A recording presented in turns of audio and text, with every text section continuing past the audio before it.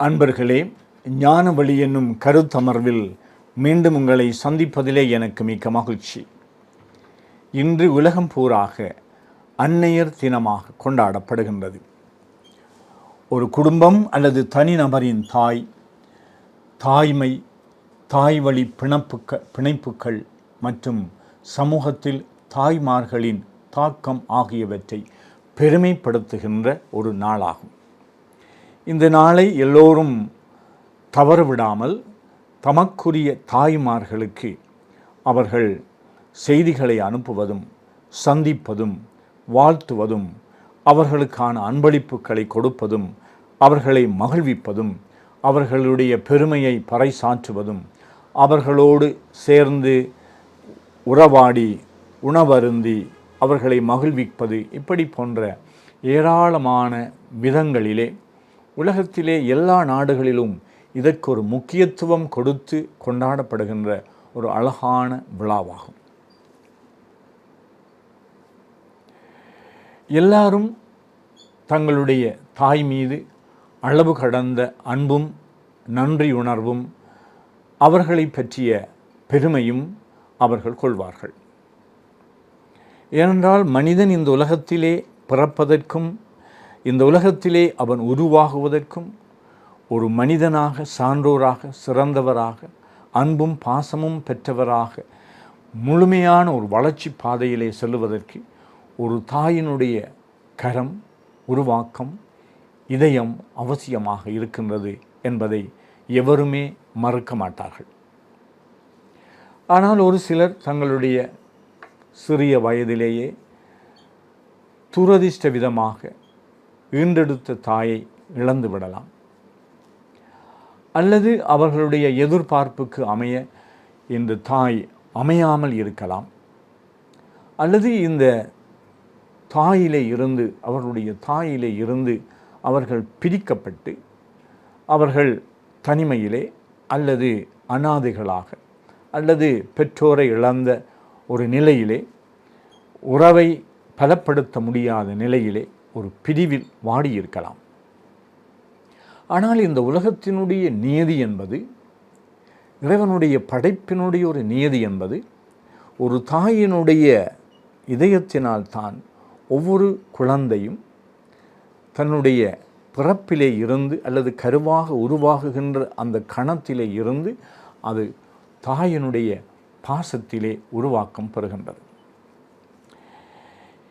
இந்த தாய் அவர் ஆற்றல் மிக்கவராக இருக்கலாம், செல்வராக இருக்கலாம், சொத்துக்களுக்கு பொறுப்பானவராக இருக்கலாம், அல்லது ஏழையாக இருக்கலாம், அழகு குறைந்தவராக இருக்கலாம், பல்வேறு விதமான பிரச்சனைகளை தன்னுடைய குழந்தை பருவத்திலே இருந்து சுமந்தவராக, அல்லது பல்வேறு எதிர்பார்ப்புகளுக்கு மாறானவராக தோற்றத்திலே அவர் இருக்கலாம், அல்லது அவர் அறிவு குறைந்தவராக, படிக்காதவராக, அல்லது அவருடைய வாழ்வில் பல்வேறு விதமான குறைகளை அல்லது நோவுகளை, வலிகளை தாக்கப்பட்டவராக இருக்கலாம். மன ரீதியாக கூட அவர் ஓரளவு குறைந்த ஆரோக்கியமாக உள்ளவராக இருக்கலாம். எப்படிப்பட்டவராக இருந்தாலும் ஒரு தாயினுடைய அன்பும் பாசமும் ஒவ்வொருவருக்கும் கிடைக்க வேண்டும் என்பதுதான் இறைவனுடைய திட்டமாகும். இந்த அன்னையருடைய தினத்திலே சில கருத்துக்களை இறையியல் கண்ணோட்டத்திலே பரிமாற விரும்புகின்றேன்.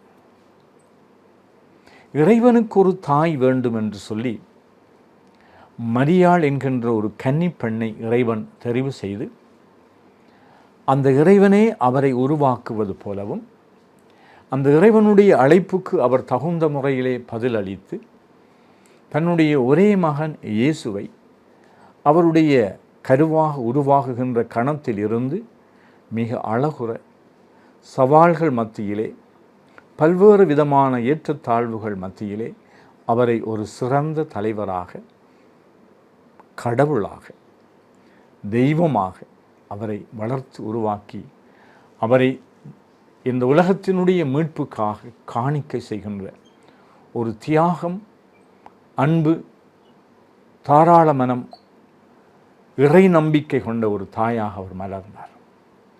ஆகையினாலே இந்த தாய்மார்களுக்கெல்லாம் இந்த மரியாள் நற்செய்தியிலே குறிப்பிடப்படுகின்ற நிகழ்வுகளை நாங்கள் தியானிக்கின்றதன் மூலமாக இந்த மரியாள் மீது எமக்கு இருக்கின்ற பக்தி, அவர் இந்த திரு அவைக்கு காலத்திற்கு காலம் காட்சி கொடுத்து செய்திகளை சொல்லுகின்ற, இந்த திரு அவையோடு கூடவே பயணிக்கின்ற, தன்னுடைய குடும்பம், இனம், மொழி, நாடு என்கின்ற பல்வேறு விதமான மக்களை பிரிக்கின்ற இந்த சுவர்களை எல்லாம் கடந்து எல்லோருக்கும் எல்லாமாக ஆண்டவர் இயேசுவிலே நம்பிக்கை வைக்கின்றவர்கள் எல்லோருக்கும் அவள் ஒரு தாயாக திகழ்ந்து கொண்டிருக்கின்றாள்.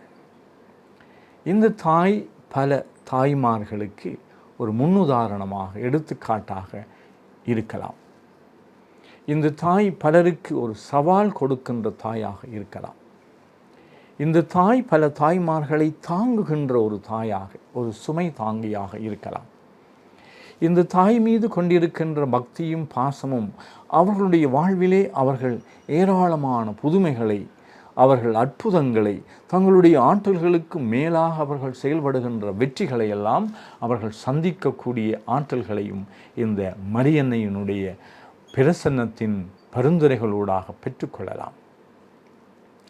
இது ஒரு புறம் இருக்கின்ற பொழுது, இந்த தாய்மார்கள் என்று நாங்கள் பார்க்கின்ற பொழுது இன்றைய நவீன உலகத்திலே 1, 2 என்று சொல்லி பிள்ளைகளை அவர்கள் குறைவாக பெற்று, ஆனால் அந்த பிள்ளைகளை வளமோடு வாழ்த்த வேண்டும் என்று சொல்லி, அவர்களை வளர்க்க வேண்டும் என்று சொல்லி கனவுகள் காண்கின்றார்கள். ஒரு தாய் எப்பொழுதும் தன்னுடைய பிள்ளையினுடைய அழுகையிலே தானும் அழுவாள். அந்த பிள்ளையினுடைய நோவிலே தானும் நொந்து கொள்வாள். அந்த பிள்ளையினுடைய எதிர்காலம் பற்றி அவள் பலவாறு கனவுகள் காண்பாள்.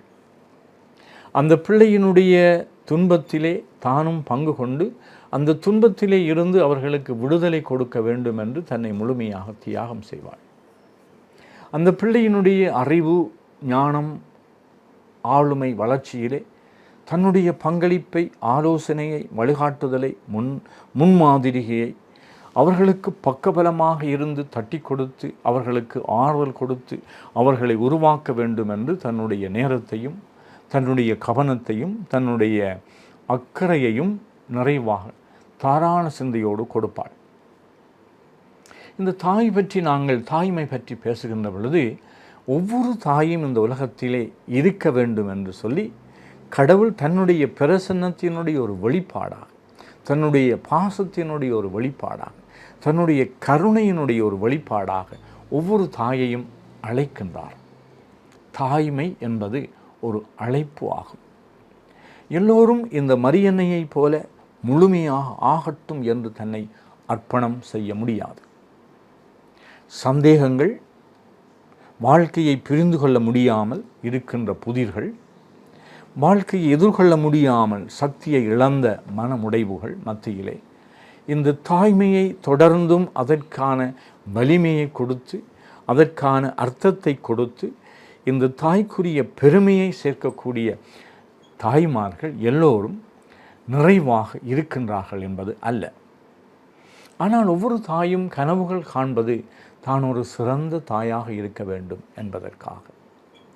இந்த தாய் தன்னுடைய தானத்திலே இருந்து தாய்மையை அவள் பாதுகாக்க வேண்டும், அதற்கு பெருமை சேர்க்க வேண்டும் என்று சொன்னால், இவளோடு நாங்களும் ஏனையவர்களும் ஒத்துழைக்க வேண்டும். இந்த தாயோடு பிள்ளைகள் ஒத்துழைக்க வேண்டும். இந்த தாயை மதிக்க வேண்டும், அன்பு செய்ய வேண்டும், அவருடைய இயலாமையிலே அவரை புரிந்து கொள்ள வேண்டும். அவருடைய குறை அல்லது குற்றங்களை பெரிதுபடுத்தாமல் நாங்கள் அவர்களோடு அந்த தாயினுடைய பெருந்தன்மையை மட்டும் நாங்கள் பார்க்கின்றவர்களாக, இந்த குறை குற்றங்களை பெரிதுபடுத்தாதவர்களாக இருக்க பழக வேண்டும். இந்த தாயோடு நாங்கள் எவ்வளவு தூரம் ஒத்துழைக்க வேண்டுமென்றால், அவளுடைய எதிர்பார்ப்புகளை, அவளுடைய நல்ல எதிர்பார்ப்புகளை, நியாயமான எதிர்பார்ப்புகளை நிறைவேற்ற வேண்டும் என்று சொல்லி அவளுக்கு உண்மையுள்ளவர்களாக இருக்க வேண்டும். இளமை பருவத்திலே இருந்த மனித பலவீனத்தினாலே நாங்கள் தாயை ஏமாற்றலாம், தாயை எங்களுடைய வசப்படுத்தலாம், தாயை நாங்கள் ஒருவாறு சமாதானம் செய்து கொள்ளலாம், அவளை சோதிக்கலாம், அவளுக்கு தெரியாமல் நாங்கள் பிரத்யேகமாக சில பழக்க வழக்கங்களிலே ஈடுபடலாம், சில இன்பங்களை காணலாம் என்று இந்த தாயை வெறுத்து ஒதுக்கி அவளிடமிருந்து ஓடி ஒளிந்து கொள்ளுகின்ற பிள்ளைகளாக இல்லாமல் அவர்களோடு பயணிக்கின்றவராக, இந்த தாயோடு சில பிள்ளைகள் மிக அழகாக தங்களுடைய அனுபவங்களை, உணர்வுகளை, தங்களுடைய பிரச்சனைகளை, தங்களுடைய சிறப்பான அனுபவங்களை எல்லாம் பகிர்ந்து கொள்வார்கள். உட்கார்ந்து தாயோடு பேசுவார்கள், தாயோடு தொடர்பு கொண்டு கொண்டிருப்பார்கள். தங்களுடைய ஆபத்து வேளைகளில் மட்டுமல்ல, பிரச்சனை வேளைகளில் மட்டுமல்ல, நல்ல வேளைகளிலும் நல்ல அனுபவங்களை சந்திக்கின்ற பொழுதும் இந்த தாயோடு அவர்கள் பேசுவார்கள். அதனால் இந்த தாய்க்கும் சேய்க்கும் இடையிலே ஒரு நல்ல உறவு கிடைக்க வேண்டும் என்பது பிள்ளைகளாகிய எங்கள் எல்லோருக்குமான ஒரு கடமையாக இருக்கின்றது. இரண்டாவதாக, இந்த தாய்மார்கள் தங்களுடைய தாய்மையினுடைய சிறப்பை வாழ்வதற்கு மிக முக்கியமாக அவர்களுக்கு கொடுக்கப்படுகின்ற துணை, அவர்களுக்கு இணையாக கொடுக்கப்படுகின்ற கணவன் என்றொருவர் இருக்கின்றார். இந்த கணவனை அவள் தெய்வமாக கருதுகின்றாள். இந்த கணவனை தனக்கு ஒரு சமமான ஒரு துணையாக கருதுகின்றாள். தனக்கு பலம் தருகின்ற, தைரியம் தருகின்ற, தனக்கு பாதுகாப்பு தருகின்ற, நம்பிக்கை தருகின்ற ஒருவராக கருதுகின்றார். இந்த கணவன் அவரோடு ஒரு சமத்துவமான முறையிலே பயணிக்கின்றார். இந்த கணவனிலே சில வேளைகளிலே, பல வேளைகளிலே தங்கி இருக்கின்றார். இந்த கணவனையும் அவள் தாங்கி இருக்கின்றாள். அதனால் இந்த இருவருக்கும் இடையிலே இந்த உறவு நிலை எல்லா வேளைகளிலும் சுமூகமான முறையிலே செல்லும் என்பது அல்ல. ஆனால் இந்த உறவை மீண்டும் மீண்டும் சரிப்படுத்தி, இந்த உறவிலே ஏற்படுகின்ற களங்கங்களை மீண்டும் மீண்டும் அவற்றை நிவர்த்தி செய்து, ஒருவர் மற்றவரை மன்னித்து மன்னித்து ஏற்றுக்கொள்வதனூடாக, ஒருவர் மற்றவரை புரிந்து கொள்வதனூடாக இந்த தாய்மையினுடைய சிறப்பு மிக அழகாக இந்த உலகத்திலே மலர முடியும். இந்த பல தாய்மார்களை கணவன் என்கின்ற ஸ்தானத்திலே இருக்கின்றவர்கள் காயப்படுத்துகின்றார்கள், அளவுக்கு மீறி சோதிக்கின்றார்கள். அவர்களுடைய பொறுமையை அளவுக்கு மீறி சோதிக்கின்றார்கள். அவர்களுடைய நன்மைகளை எடுத்து காட்டி அவர்களை பாராட்டுவதற்கு தவறி, அவர்களுடைய குறைகளை, சிறிய குறைகளை பெரிதுபடுத்தி அவர்களோடு சண்டை போடுகின்றார்கள். அவர்களுக்கு இனிமையான வார்த்தைகளை சொல்லி அவர்களோடு நட்புறவை வளர்ப்பதற்கு பதிலாக அவர்களுடைய சிறிய சிறிய ஆசைகளை, விருப்புக்களை நிறைவேற்றக்கூடும் என்றும் அறிந்தும் அவற்றை வேண்டுமென்று நிறைவேற்றாமல் பிடிவாதம் பிடிக்கின்ற கணவர்கள் இருக்கின்றார்கள். இந்த கணவர்கள் சிலர் அவர்களை துன்புறுத்துகின்றவர்களாக, பயங்கரவாதிகளாக இருக்கின்றார்கள். அவர்களுடைய மனதை புண்படுத்துகின்ற இளகிய மனமாகிய இந்த தாய்மார்களுடைய இளகிய மனதை, அவர்களுடைய உள்ளத்திலே இருப்பது தன்னுடைய கணவனையும் பிள்ளைகளையும் அன்பு செய்ய வேண்டுமென்ற இவ்விருப்பத்திலே இருந்து எந்த தாயும் பிரிவதில்லை. ஆகையினாலே அவர்களுடைய நன்மைத்தனத்தை நாங்கள் பார்ப்பதனூடாக இந்த கணவன்மார்கள் என்ற ஸ்தானத்தில் இருக்கின்றவர் ஒவ்வொருவர் இந்த தாய்மார்களுக்கான சிறப்பை பெரிதுபடுத்தி, அந்த சிறப்பை அவர்கள் அடைவதற்கு அவர்களுக்கு பக்கபலமாக துணையாக இருப்பது இந்த தாய்மார்கள் தினத்திலே நீங்கள் எடுக்க வேண்டிய ஒரு நல்ல தீர்மானமாக இருக்கும். இத்தகைய நிலையிலே இந்த தாய்மார்கள் என்று சொல்லி தங்களுடைய இந்த அழைப்பை, இறைவனுடைய அழைப்பை எடுத்துக்கொள்ளுகின்ற அனைத்து தாய்மார்களுக்கும் என்னுடைய அன்பான மன்றாட்டு நிறைந்த வாழ்த்துக்களை தெரிவித்து விடைபெறுகின்றேன். நன்றி.